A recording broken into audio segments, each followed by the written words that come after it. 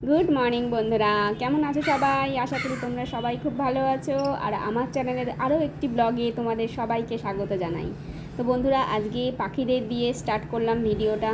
তো দেখো, এরা খুব দুষ্টুমি করছে। আর এখানে আমার বাগানে ওই নয়নতারা গাছে ফুল ফোটে, রোজ দুটো একটা করে ফুল ফোটে, সেটা নিয়ে ঠাকুর পুজো দেওয়া হয়ে যায়। আর এদিকে তো সোহম স্কুলে যাবে, আমার বিছানা সব গোছানো হয়ে গেছে। সোহমবাবু স্কুলের জন্য রেডি হয়ে গেছে।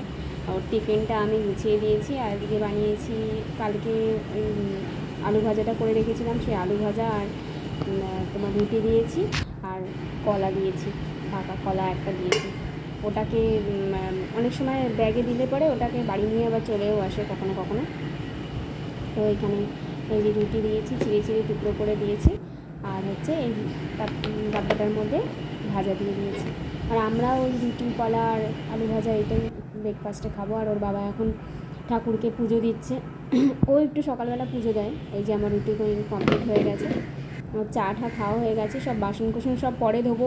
ভাতও হয়ে গেছে। আর ওর আজকে পিটি আছে, তার পিটি ইউনিফর্মটা সব রেডি করে রাখলাম, ও স্নান করতে গেছে। আর এদিকে দেখো, সোহম একটা খুব সুন্দর একটা ক্রাফটের কাজ করেছে, স্কুলে করিয়েছে।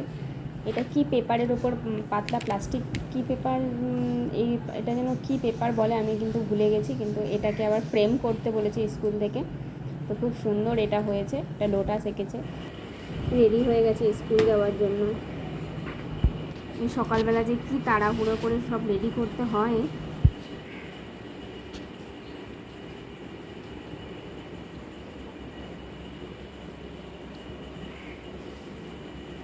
এই সোহমকে ওর বাবা জুতো পরিয়ে দিচ্ছে। আর সোহম ওর বাবাকে বুড়ো হয়ে গেলে বলেছে এরকম কেস পরিয়ে দেবে। এই কন্ডিশন, তাই না ভাবি? হ্যাঁ, পাপা যখন বুড়ো হয়ে যাবে কেস পরিয়ে দিবি তো?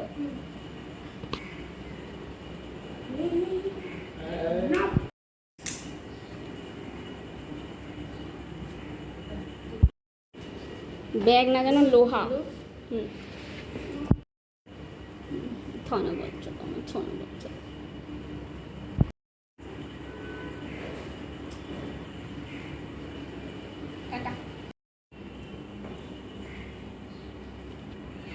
সোহমবাবু যাচ্ছে, এই যে নিচের গেটটায় তালা লাগিয়ে তারপরে যাচ্ছে। আর কত বড় হয়ে গেল দেখতে দেখতে চোখের সামনে। তো ভাবি, এই সেদিন তো ছোট্ট ছিল, এখন কত এই যে ভারী ব্যাগটা বয়ে নিয়ে যাচ্ছে। এদিকে দেখো, পাখিগুলো দুষ্টুমি করছে। এই গাছের পাতাগুলো ছেটে দিলাম, পাতাগুলো নষ্ট হয়ে গেছিলো, নিচের পাতা অনেক দিন থাকে পাতাগুলো। আর দেখো, এখানে টগর গাছেও একটা ফুল হয়েছে, এই দেখো কি দারুণ। আমি মানে দেখতে পাইনি, এরকম পাতার আড়ালে ছিল, হঠাৎ করে দেখেছি এখানে সাদা সাদা কী লাগছে, দেখুন ফুল হয়েছে গাছে।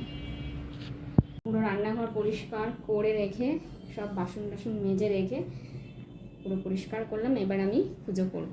চলো তাহলে পুজো দিয়ে আসি।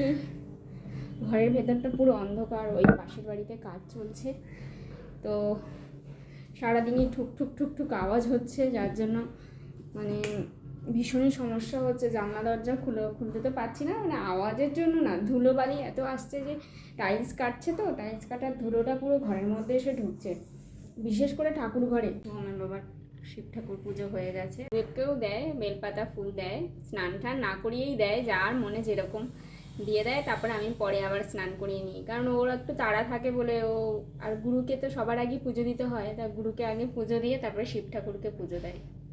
তোমরা অনেকেই আমার অঙ্গরাগের ঠাকুরের অঙ্গরাগের ভিডিওটা দেখোনি, প্লিজ তোমরা ওইটাও দেখো।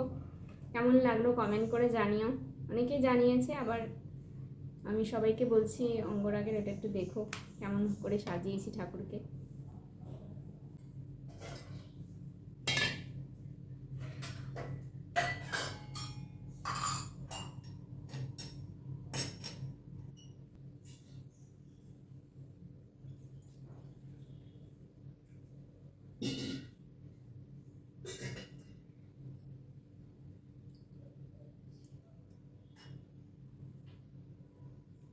দেখো, এর মধ্যে তুলসী পাতা আছে, এই যে 4 দিন হলো রেখেছি, কি সুন্দর টাটকা রয়েছে। দেখো পাতাগুলো মনে হচ্ছে সদ্য সদ্য গাছ থেকে তোলা হয়েছে।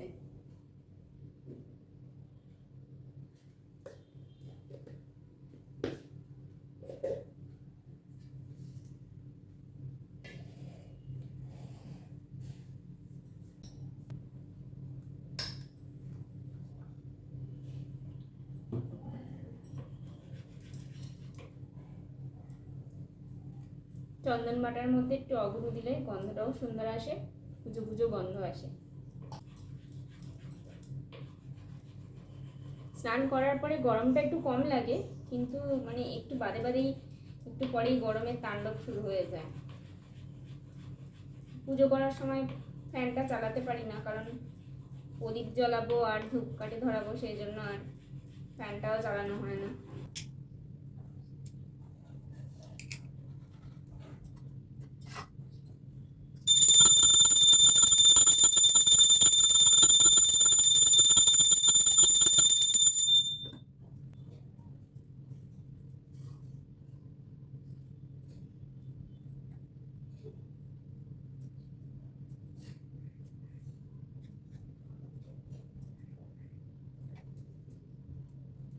কালকে বৃহস্পতিবার, তাই আজকে ঠাকুরকে একদম স্নান করিয়ে ড্রেসটা পাল্টে দেবো একবারে।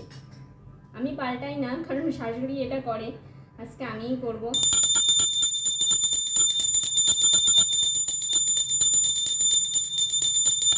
সবাইকে সাজানো কমপ্লিট হয়ে গেছে, স্নান করিয়ে সবাইকে সাজিয়ে দিয়েছি, আর সবাইকে আজকে হলুদ রঙের ড্রেস পরিয়েছি।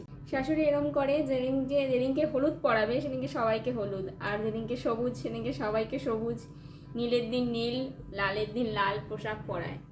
তো দেখো কিরকম লাগছে ভগবানকে।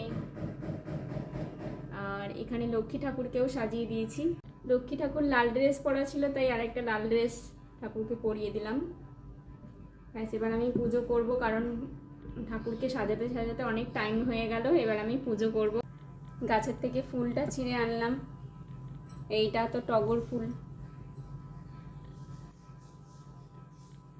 আর এইটা হচ্ছে নয়নতারা। নয়নতারাটা আমি শিব ঠাকুরের মাথায় দেব, আর টগরটা দেব আমার গুরুদেবের চরণে। কি সুন্দর লাগছে দেখো, গুরুচরণে কেমন লাগছে ফুলটা দেখো।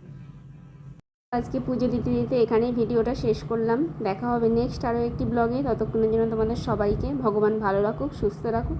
ভালো থেকো, সুস্থ থেকো, টাটা।